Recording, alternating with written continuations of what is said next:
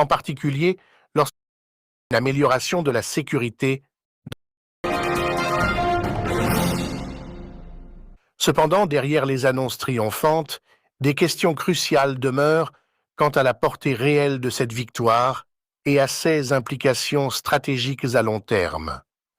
Les collines de Nyéniéri, Maïvuno, Rukika, Ferme Kasuku, Kagano, Ndumba, Munanira et Kiluku ont été cités comme des sites clés libérés des mains des groupes terroristes. Il faut sans aucun doute se féliciter de ces progrès qui permettent d'espérer une amélioration de la sécurité dans la région.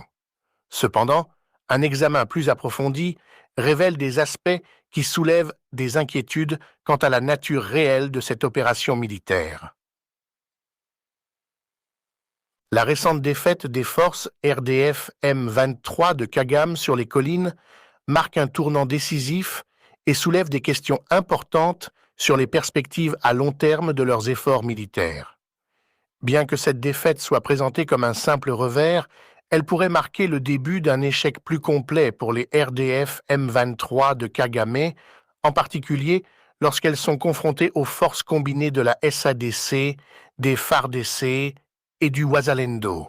Le paysage militaire de la région s'est modifié, les RDF M23 de Kagame étant confrontés à des adversaires redoutables, à savoir les forces de la Communauté de développement de l'Afrique australe, SADC, les forces armées de la République démocratique du Congo, FRDC, et la milice Wazalendo. L'issue de ce récent affrontement souligne les limites de la stratégie militaire de Kagame et soulève des doutes quant à la capacité des RDF M23 à remporter la victoire face à un front uni.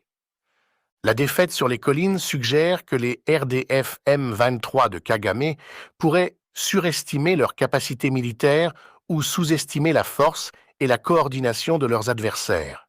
L'alliance formée par la SADC, les FARDC et le Wazalendo s'est avérée plus efficace pour faire face au RDF M23, remettant en cause la notion d'invincibilité des forces de Kagame. Cette défaite met également en évidence l'importance des alliances régionales dans l'issue des conflits.